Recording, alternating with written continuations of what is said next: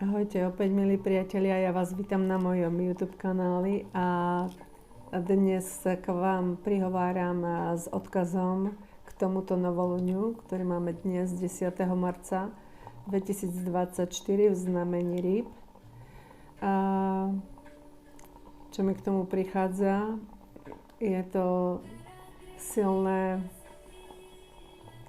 citlivé emócie, ktoré si liečíme cez srdečnú čakru, niečo, čo potrebujeme ešte vypustiť a zároveň je to nový začiatok nejakého markantného obdobia, kedy púšťame alebo čistíme tie posledné veci v karme, ktoré nás prevádzali možno, že aj po celý život a teraz si dovolujeme žiť život podľa tých našich predstav, pretože kopec práce sme už urobili.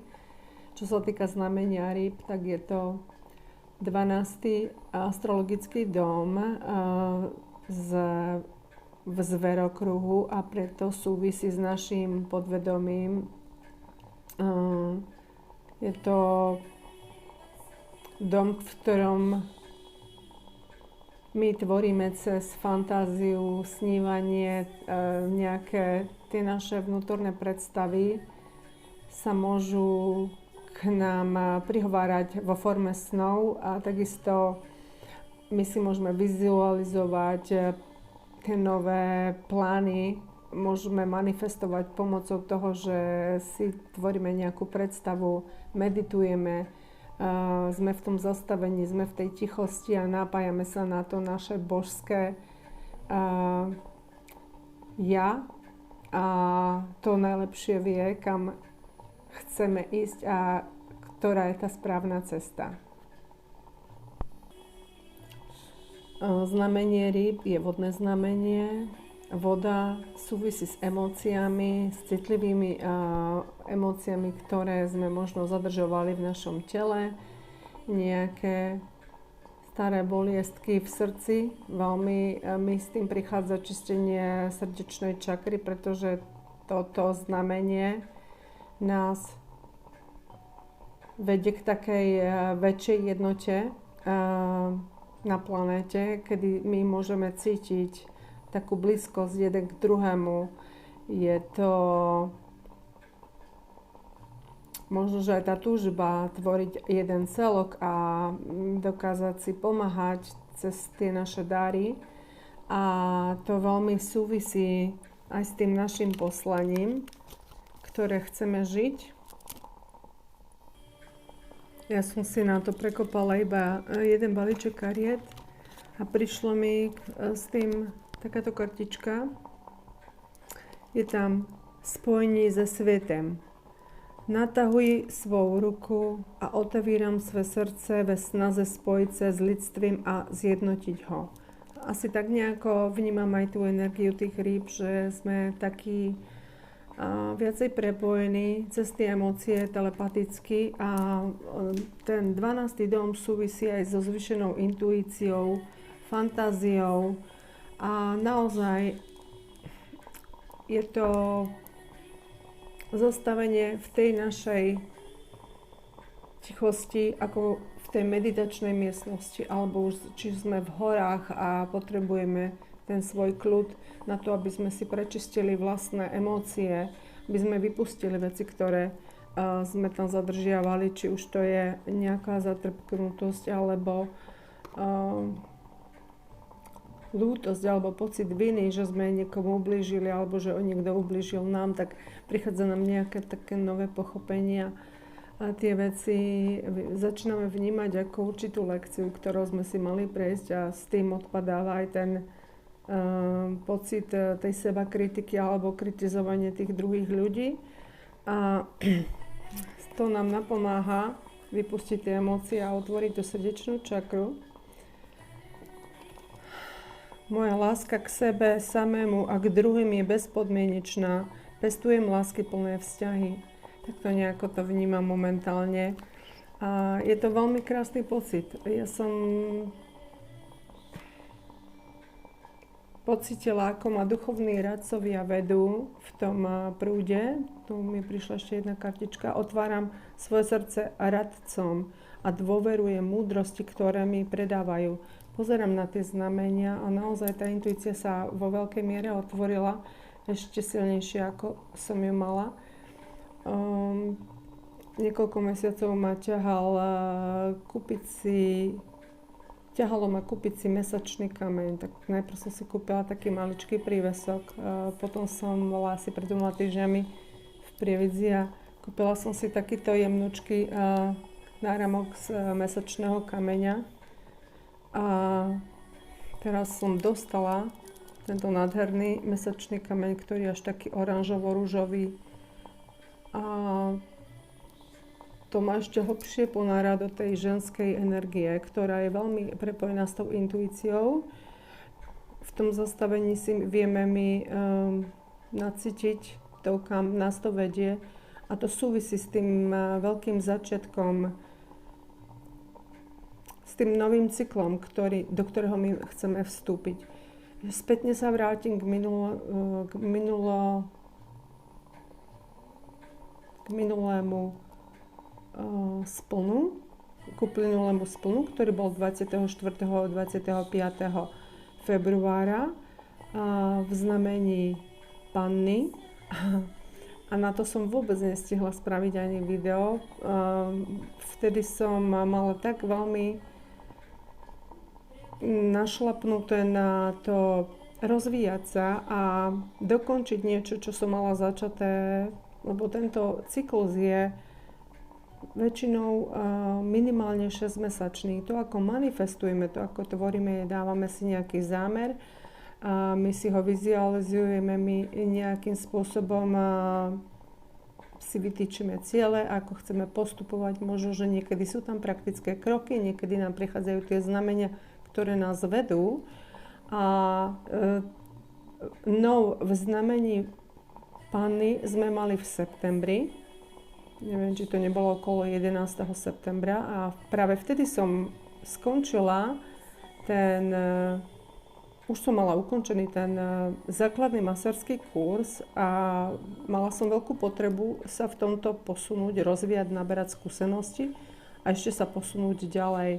A tým zatmením o 6 mesiacov neskôr, ktoré bolo práve pred 2 týždňami v znamení Panny, som práve v tom období bola na ajurvédskej a indickej celotelovej masáži na ten kurz, ktorý som v podstate ani nevedela, ako už som o ňom hovorila 2 roky predtým, ako som vôbec z pôvodnej práce odišla a veľmi ma to ťahalo, ale to správne načasovanie bolo práve pred tými 2 týždňami. Veľa mi to dalo. Cítila som sa ohromne nabitá, skutočne nebol čas tvoriť nejaké video, bola som v jednom kolotoči z práce, toto bol môj voľný čas, kedy som ho venovala zase tomu rozvoju a bolo to všetko také prínosné a cítila som sa na takej vlne, taká šťastná, že naozaj cítim, že idem správne. Stretla som tam úžasných ľudí, s ktorými sme si veľmi dobre rozumeli, mala som pocit, ako by sme sa poznali možno celé životy. A to je to prepojenie, keď sa naladíte na tú vašu dušu, ako vás vedie, na to, po čom túžite. Vy ani neviete ako a prečo, ale vlastne v tom procese začnete stretávať ľudí, ktorí s vami viacej rezonujú, ktorí majú podobné záujmy. Vy sa s nimi viete lepšie zladiť, viete si lepšie porozumieť. A už ani netreba toľko vysvetľovať a odrazu zistíte, že každý má nejaký ten príbeh, ale v tom istom času sme sa práve stretli na tom mieste. Som bola taká nabitá, že som nedokázala potom spávať. A doslova ma to vystrelilo. A išla som do práce a mala som veľký výdaj energie a mala som pocit, že to svetlo z vrchu ako do mňa začalo prúdiť po tom kurze. Ako ma to veľmi prepojilo s tou mojou duchovnou cestou, ako som si to tak prežila, tak ešte viacej potrebujem zakoreniť tie svoje skúsenosti, ešte viacej potrebujem ukotviť tie svoje zručnosti a tie talenty, ktoré sa ešte viacej a viacej otvárajú, a to môžete pocítiť aj vy, že ten proces tak postupne sa tak nabaluje. A tú nádhernú pyramídu, ktorú som dostala tiež, je to taká symbolika, ako sa tie pyramídy sú aj v Egypte, pyramídy v Gize, a presne to je to napojenie na ten božský zdroj, kedy tá koncentrovaná sila svetla prechádza do tej pyramídy a znásobuje to a zakoreňuje sa hlboko do zeme. Preto, že my sme tu tie svetelné bytosti, my sme tu tie duše, ktoré disponujú s obrovským potenciálom, obrovským množstvom energie, a my sa potrebujeme naladiť na to. A keď my uvoľníme všetky tie obmedzenia, ktoré nás brzdili, tie presvedčenia, ktoré nám boli vštepované, alebo to, čo sme si mysleli sami o sebe, tak odrazu my pocítime ten veľký potenciál a my dokážeme v tom žiť, a vtedy nás začne život podporovať, lebo ako by nás Božia ruka viedla, ako by bola nad nami tá veľká ochrana. Iba tak to viem popísať. To je veľmi krásny proces, a spodok balíčka bolo takýto krásny, a to je, že nájdi svoje šťastie. Choď cestou lásky, idem cestou lásky a som úplne v súlade so zámerom svojej duše. A to je krásne. Práve vtedy nájdete to šťastie, keď budete zarovnaní s tým plánom duše. To sa dá naozaj krásne vidieť cez tú astrológiu, kde máte tie prednosti, ktoré veci treba opustiť, severný, južný úzol. Preto ma aj tá astrológia tak veľmi baví, pretože z toho dátumu narodenia sa dá vyčítať veľmi veľa. Pozriem sa ešte na to cez kartičky, ale počas toho novu, tie prvé 3 dní pred a po sú veľmi silné, na to môžete si dávať aj nové zámery, kam sa chcete ďalej posunúť. A ak ste už našlapli na ten proces, a keď nie, tak pokúste sa popracovať to, čo potrebujete pustiť, a aby ste urobili miesto pre to nové, pretože ten mesačný kameň vlastne nás podporuje aj v tých nových začiatkoch. Ale tie nové začiatky sa môžu konať iba vtedy, napríklad keď máte miesto v šatníku a máte ho naprataný vecami, tak nič nové k vám nemôže prísť. Vy už tam nemáte priestor na to, aby ste tam niečo nové vložili. Najprv musíte urobiť poriadok, vyčistiť to, pretriediť, urobiť miesto preto, aby ste si mohli tam doložiť niečo nové, aby ten vesmír vám mohol vás obdarovať. A v tomto krásnom procese budete vidieť, ako tie dary budú prúdiť. Aj keď príde nejaká výzva, už dokážem pozrieť na ňu v tej odvahe, pretože ako ma to vedie, cítim, že keď sa tomu odovzdávam, tak tá sila vo mne rastie. Na to som si kúpila aj prívesok, citrín, ten podporuje 3. čakru, aj to zdravé seba nadstavenie, seba hodnotu. A tým pádom mám pokoru v tom procese, ale zároveň poznám svoju hodnotu, dokážem ľuďom dávať tie zdravé hranice a neponižujem tú svoju hodnotu, dokážem si zastať samu seba, ale zároveň vidím aj ten potenciál, kam môžem ísť, proste aké sú tie neobmedzené možnosti. Ten citrín ešte viac podporuje to, že tých možností je nekonečno, že žijeme v tom vesmíre, ktorý má nekonečný potenciál a my si máme z tých možností dokázať vedieť správne vybrať. Ešte sa pozriem na to, čo nám povedia anjeli kryštálov. Čiže nejaký odkaz, ktorý by bol ešte s tým zladený. Lepšie. Kyanit. No. A je to tu. Urobte si čas na opatrovanie sa o seba, pretože teraz je dôležité odpočívať a starať sa sám o seba.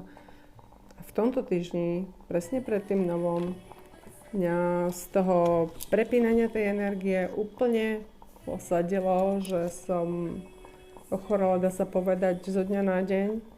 Čiže som už naozaj bola taká vyhorená s tým nespávaním a s tým prepínaním sa, s tými masážami a toľko energie, koľko som dávala, že ma to posadilo do toho zastavenia, aby som ja načerpala novú energiu, aby som sa zastavila, ako v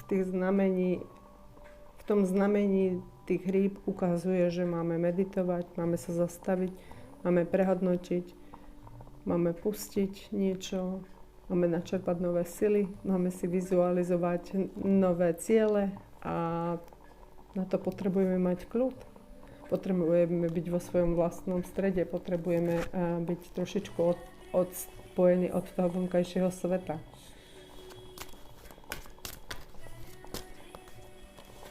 No, to nevymyslíte. A mesačný kameň, intuícia. Zvýšená intuícia. Venujte zvláštnu pozornosť svojmu vnútornému vedeniu, pretože je spoľahlivé. A na spodu záhneda.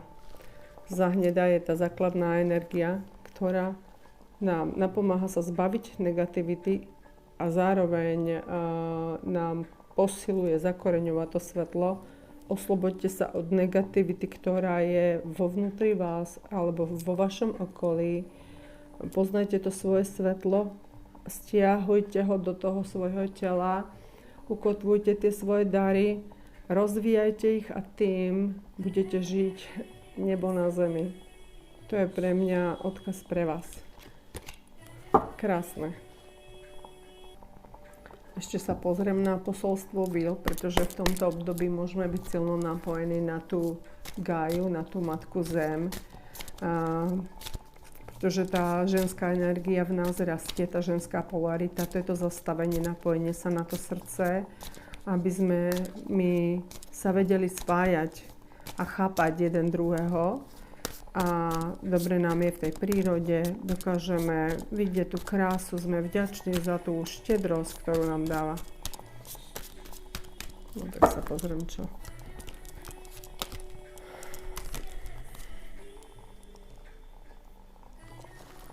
Tak prvá kartička mi prichádza, vegetariánstvo. Nový spôsob stravovania vám dá viacej energie, zlepší zdravie, a väčšiu bystrosť a silnejšiu schopnosť hmotňovania. To vegetariánstvo, pre tých, ktorí so mnou nesúhlasíte, mne to naozaj viacej vyhovuje. Stravovať sa viac menej bezmäsito, pretože mäso nás ukotvuje, ale zároveň my, keď sme ľahší ako bytosti, tak máme čistejšiu myseľ. To telo nie je také zaťažené tými toxínmi, pretože aj tie zvieratá oni keď idú keď sú vedené na tie jatky, oni cítia ten stres, oni cítia ten adrenalín a to sa potom zapisuje energeticky v tom mäse a my keď to konzumujeme, čím viacej konzumujeme takých potravín, tak tým potom môžeme byť viacej podráždení, agresívni a nevieme sa tak naladiť na to božské v nás a tým, že tá strava je ľahšia, že si vyberáte to, k čomu ste vedení, nie cez závislosti, ale to, čo naozaj to vaše telo od vás chce, aby ste sa stravovali, aby ste si polepšili to zdravie, tak vtedy naozaj je tá myseľ aj čistejšia a dokážete sa ľahšie napájať na ten božský zdroj, ak máte nejakú situáciu momentálne, ktorá je pre vás výzvou, tak kartička poukazuje na to, že to zvládnete. Máte použiť všetky svoje schopnosti k vyriešení tejto situácie. To napomáha urobiť všetky tmavé kamene, napríklad ako karneol, odvaha, žlté kamene, ktoré vás podporujú v tom vyjadrovaní sebavedomí a v tej sebahodnote. A výsledok bude, že vaše sny sa uskutočnia. majte dôveru, pretože všetko pracuje pre vás. Týmto by som asi skončila tento výklad. Ani som nebola celkom presvedčená, že sa do toho pustím dnes, ale nechcem, aby ste si mysleli, že som na vás pozabudla a že nemám čo odovzdať, pretože tie intuitívne odkazy mi stále prichádzajú. Už začínam vnímať, ako hneď nastupuje tá energia toho jarného slnovratu a s tým bude aj zatmenie mesiaca. Mám taký dojem, tam bude párové zatmenie v priebehu marca, apríla. Niečo sa radikálnym spôsobom odstrihne z vášho života, niečo eklips, nejak sa hovorí, že eklips mesiaca, eklips slnka. Zatmenie, niečo odíde z vášho života úplne náhle. Tak sa teším, čo to bude.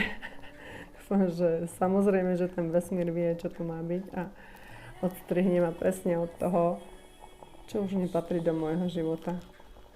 Ja vám všetkým ďakujem za pozornosť a verím, že to bolo pre vás prínosné a opäť na budúce.